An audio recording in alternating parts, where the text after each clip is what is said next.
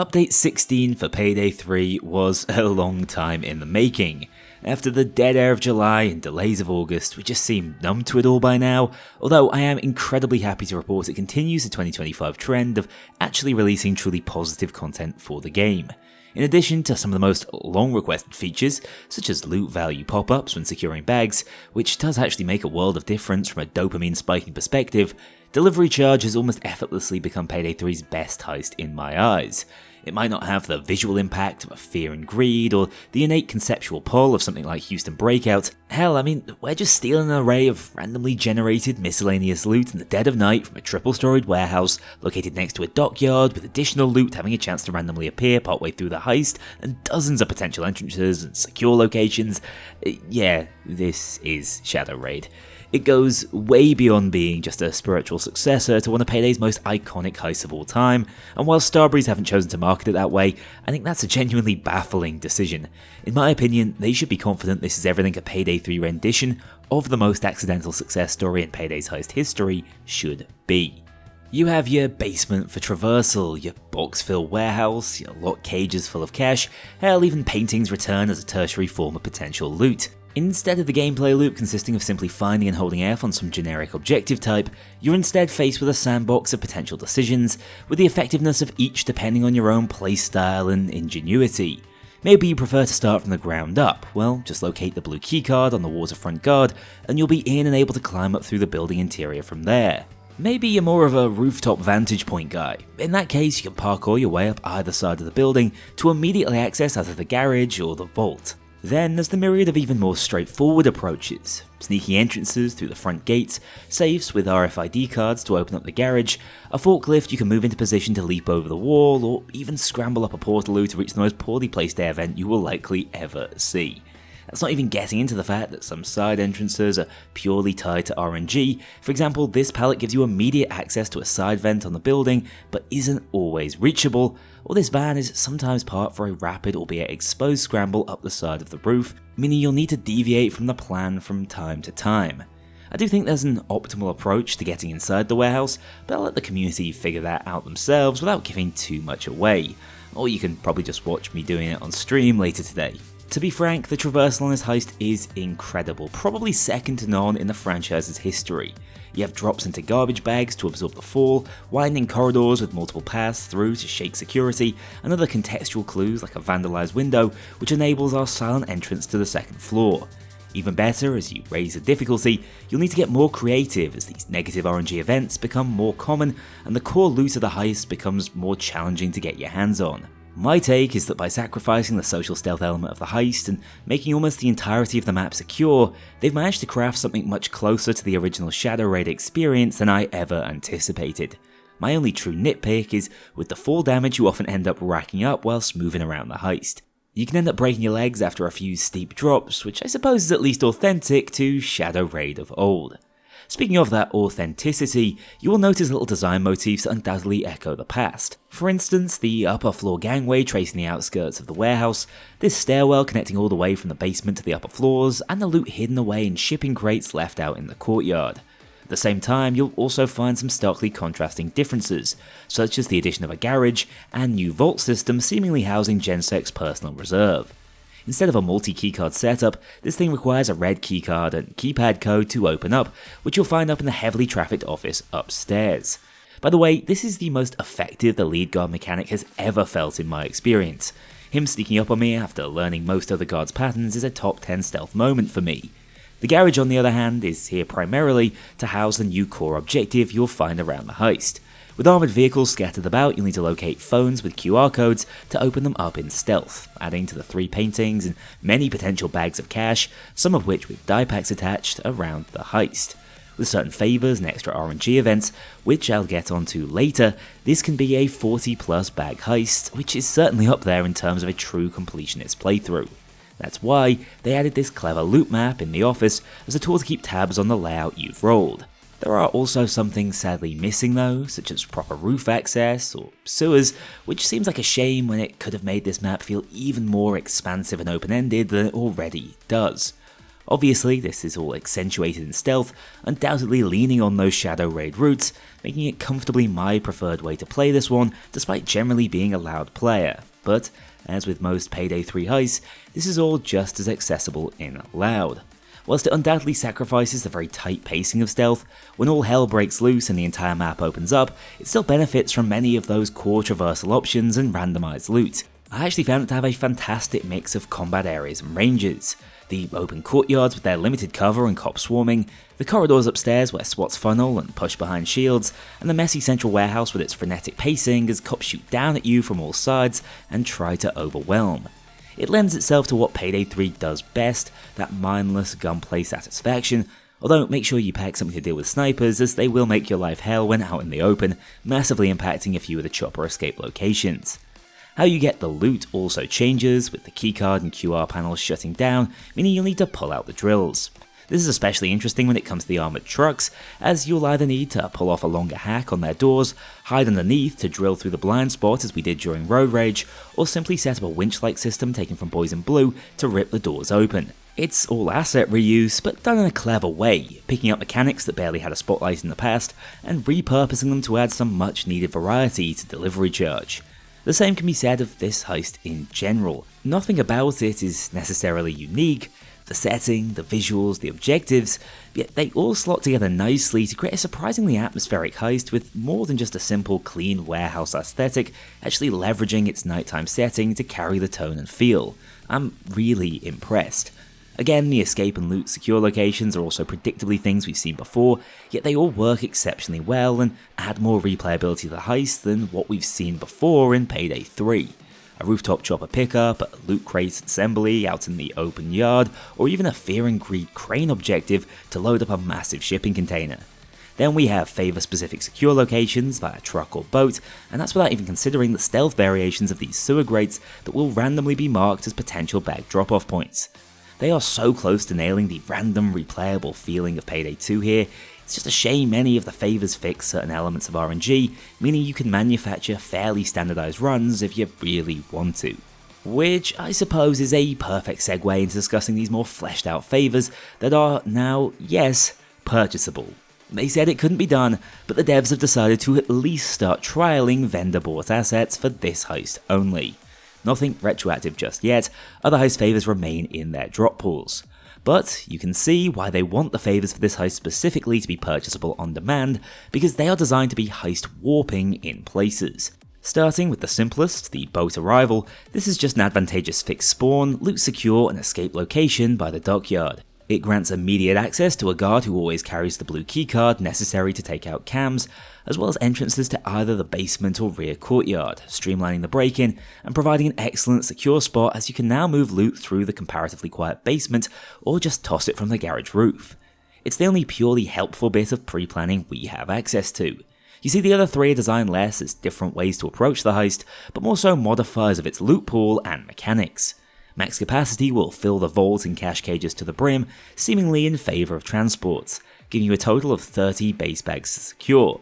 It's a double-edged sword, as this means more bags to reach that mighty all-bag bonus, but also the potential for more max cash and XP. In exchange though, you can expect drones to be patrolling everywhere outside the offices, and additional guard spawns. Whilst if things go loud, heavy swats and doses will hit you from minute 1, and the final charge will kick in at 50% loot secured. This one actually feels like the opt-in difficulty we've been suggesting for modifiers for a while now, so I'm a huge fan. Next up we have refrigerated tech, which adds the only good thing about 99 boxes, the cum. I like the idea that as time goes by, the number of people aware of the sperm bank thing dwindles, and so the reminder gets more and more jarring. Anyway, as I was saying, this essentially adds the core Wixia loot from 99 boxes to the heist. You need to locate a canister somewhere on the heist, in addition to an item around the map with some fingerprints on it to open up the white temperature control containers without the need for circle standing.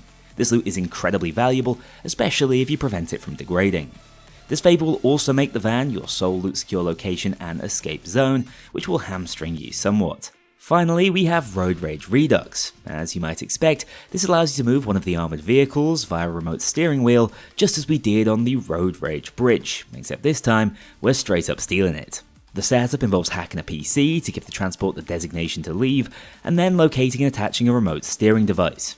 From there, you need to remain its radius to keep it moving while shoving everything else out of its way. Solo, this is a bit sluggish, but at least in stealth it's a hilarious little section of the heist, dodging around the car to stay out of sight and hacking each camera as you move past them.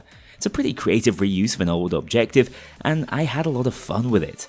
Even better, you can stack up all 4 of these if you're in a team for a truly hectic experience.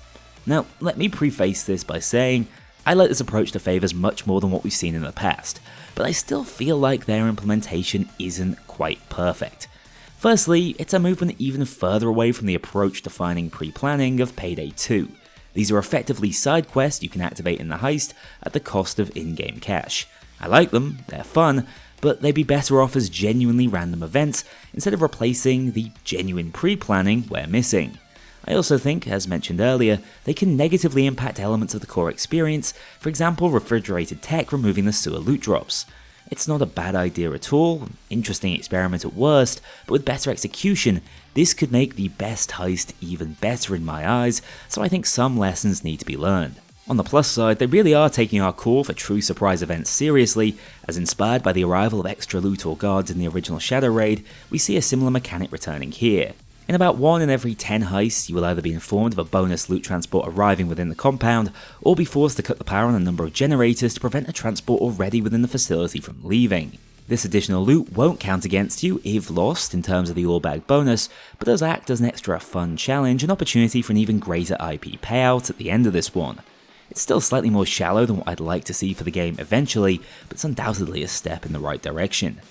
Taking stock of it all, this is an exceptional Payday heist, certainly by the third game's slightly lower standard, but also overall for the franchise in my opinion. It feels like a much needed back to basics experience that Party Powder attempted, but without feeling quite as shallow and unfulfilled. It's clearly a heist designed to scale really well to both the new player experience and the veteran experience, which is something they've struggled with in the past. There's a satisfaction to learning this heist, which goes beyond simply learning the objective order and map layout. The level design, attention to detail, and fun little Easter eggs hidden around the map really elevate that feeling of this being a labour of love made by a tight-knit sub-20 person dev team. Oh, and be sure to listen out for the insights of the most fed-up warehouse manager over the tannoy. Again, it's a return to that dark sense of humour Payday of old was dripping in. As an aside, the music on this heist is sensational. Grit and Steel feels like a proper throwback track, driving the gameplay and not relying so heavily on thematics, which has been Gustavo's primary wheelhouse so far. Just a bloody good song. If you still care about things like cash and XP rewards, it feels as if the cash you steal on regular runs is somewhat held back by the extra favours offering bonus loot. But in terms of all bag runs, this one can be hugely rewarding for IP on Overkill. Finally, I'm sure there is some narrative to this one if you squint your eyes and tilt your head. We're still pretending to be feuding with the Palatucci gang over something? They've put a hit out on the crew, so we are once again just going to a facility to nick some stuff that may or may not belong to them. A pretty poor excuse for what could have been a really promising setup, bearing in mind we're literally robbing a GenSec facility. Shade mentions the hit on us, but there's zero tangible threat from this faceless mob. And that's such a massive shame, bearing in mind how interesting Affection the Mafia could have been as a potential foil for the gang. Here it pretty much boils down to this poor Joey bloke getting caught in the crossfire repeatedly, and Chains needing to grow his arms back. Now onto the real sticking point here for me when discussing this DLC. It's going to set you back $7.99.